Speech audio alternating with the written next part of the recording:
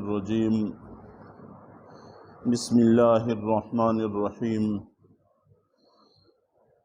فلما فصل طالوت بالجنود، پھر جس وقت طالوت علیہ السلام اپنے لشکر کو لے کر روانہ ہوئے، پہلے تو ان لوگوں نے طالوت کو ماننے سے ہی انکار کر دیا، پھر کافی لیدے کے بعد جب ان کو تسلیم کیا، اب طالوت نے اعلان کیا کہ ایسے لوگ میرے ساتھ چلیں جو نوجوان ہوں، بچے یا زیادہ بوڑھے لوگ نہ جائیں۔ چنانچہ لکھا ہے کہ تقریباً 70,000 کا یہ لشکر تیار ہو گیا۔ طالوت ماہر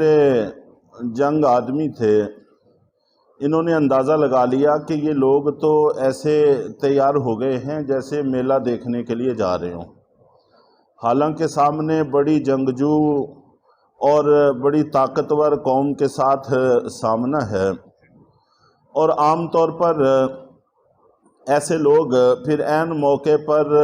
کمزور پڑ جاتے ہیں اور بھاگ پڑتے ہیں، پھر ایسوں کے بھاگنے سے دوسروں کے پاؤں بھی اکھڑ جاتے ہیں،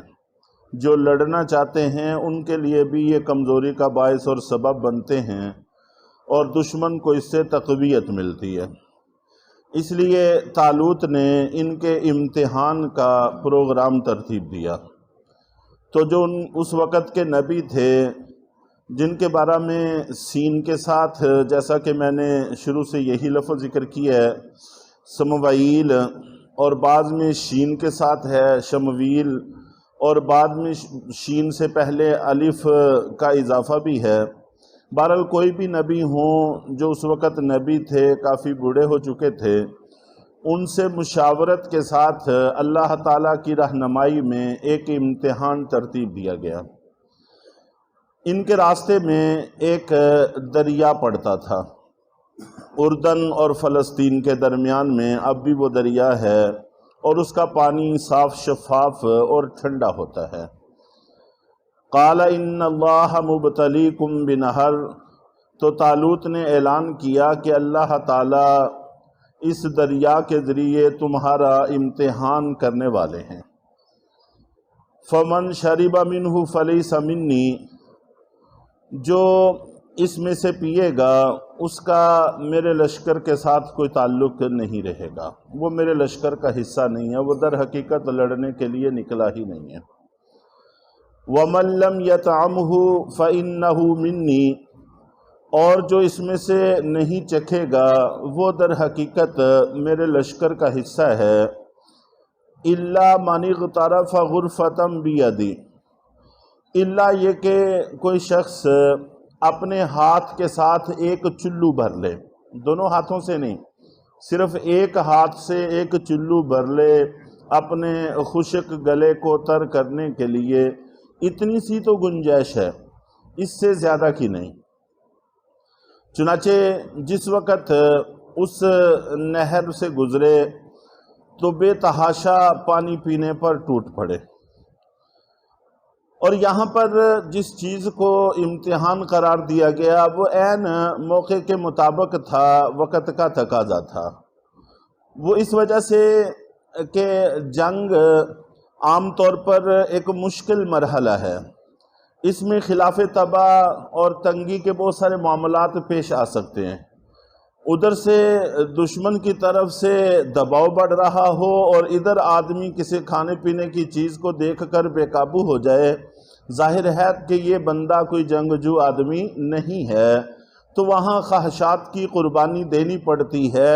وہاں بہت ساری قربانیوں کے نتیجے میں اللہ کی طرف سے فتح نصیب ہوتی ہے۔ تو جو آدمی ایسے موقع پر اپنے نبی اور اپنے سربراہ کے کہنے پر پانی نہ چھوڑ سکیں، جبکہ ان کو اس بات پر بھی مطلع کر دیا گیا ہے کہ یہ در حقیقت اللہ کی طرف سے امتحان ہے، تو ظاہر ہے کہ ان سے خیر کی توقع نہیں رکھی جا سکتی۔ تو سارے کے سارے لوگ پانی پر ٹوٹ پڑے، سوائے 313 آدمیوں کے کہ 313 آدمی باقی بچ گئے، باقی سارے کے سارے پانی پینے لگ گئے۔ اور پھر آگے تکوینی طور پر یہ اثر ہوا، حضرت عبداللہ ابن عباس رضی اللہ تعالیٰ عنہ کی روایت ہے کہ جنہوں نے پیٹ بھر کے پانی پیا پھر ان کی پیاس بے قابو ہو گئی، وہ جتنا پیتے تھے اتنی پیاس اور بڑھتی تھی، یہاں تک کہ ان کے پیٹ پھول گئے اور پیاس ختم ہونے کا نام نہیں لیتی تھی۔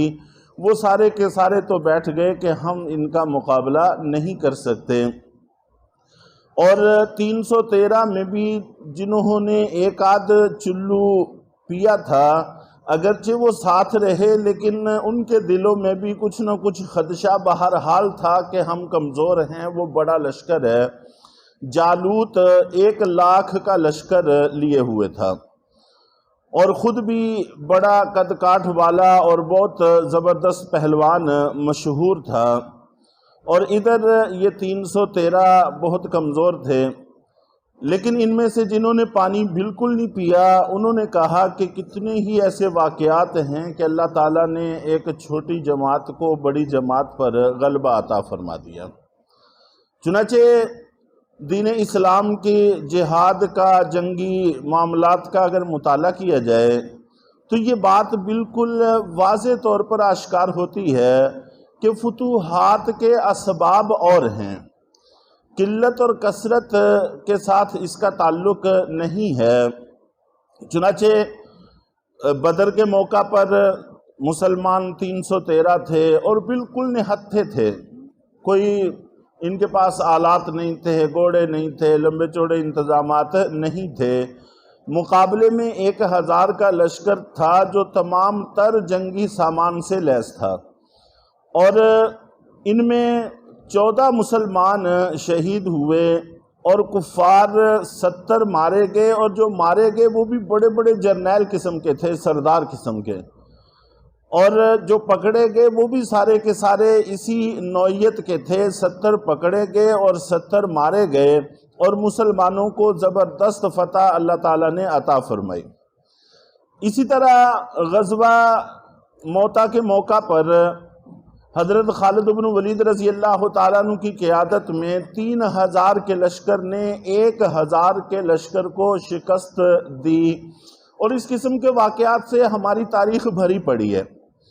خاص طور پر قادسیہ کی لڑائی کے موقع پر مصر میں جو لڑی گئی، حضرت عمرو بن العاص رضی اللہ تعالیٰ عنہ اس علاقے کے فاتح تھے، آخری قلعہ رہ گیا تھا اور تقریباً 2 ماہ سے اس قلعے کا محاصرہ کیے ہوئے تھے، اور یہ 8,000 کا لشکر تھا۔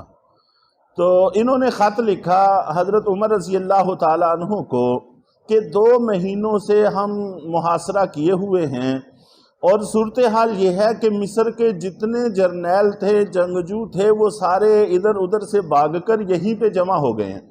ان کی بچی کھچی فوج ساری یہاں جمع ہو گئی ہے، اس لیے یہ ایک بڑا طاقتور اور مضبوط قلعہ بن گیا ہے۔ 2 ماہ سے ہم محاصرہ کیے ہوئے ہیں اور کوئی نتیجہ نہیں نکل رہا، لہٰذا آپ ہمارے لیے مزید فوج بھیجیں۔ حضرت عمر رضی اللہ تعالیٰ عنہ نے خط پڑھا اور خط پڑھ کر رونے لگ گئے۔ صحابہ کرام نے پوچھا کہ یہ خط کہاں سے آیا ہے؟ بتایا گیا کہ مصر کی طرف سے آیا ہے۔ تو صحابہ کرام یہ سمجھے کہ شاید وہاں سارا لشکر شہید ہو گیا ہے، جس کی وجہ سے امیر المومنین اتنے غمزدہ ہو گئے ہیں، رونے لگ گئے ہیں۔ تو فرمانے لگے کہ نہیں، ایسا نہیں ہے، میں اس وجہ سے رو رہا ہوں کہ 8,000 کا لشکر ہے اور قلعہ فتح نہیں ہو رہا، یقیناً کوئی نہ کوئی نبی کی سنت ان سے چھوٹ رہی ہے، کسی سنت نبوی سے ذہول ہو رہا ہے۔ وہاں پر کچھ نہیں یہ سوچا گیا کہ ان کے پاس تلواریں کم ہیں، تعداد کم ہے، فلاں کم ہے، فلاں کم ہے۔ پھر آپ نے خط لکھا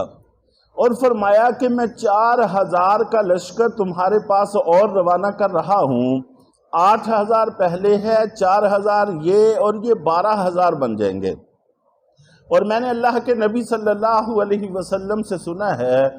اگر مسلمانوں کا لشکر 12,000 ہو تو پھر وہ قلت کی وجہ سے کبھی شکست نہیں کھا سکتا، اور کوئی اسباب ہوں اور کوئی وجوہات ہوں اس وجہ سے شکست ہو جائے تو یہ الگ بات ہے۔ جیسا کہ اس وقت ہم دیکھ رہے ہیں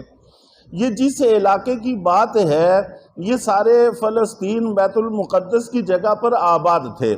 وہیں سے لشکر کشی کی جا رہی تھی، اور اس وقت وہی ہمارا جس کو ہم قبلہ اول بھی کہتے ہیں، انبیاء کی سرزمین بھی کہتے ہیں، وہ کتنے سالوں سے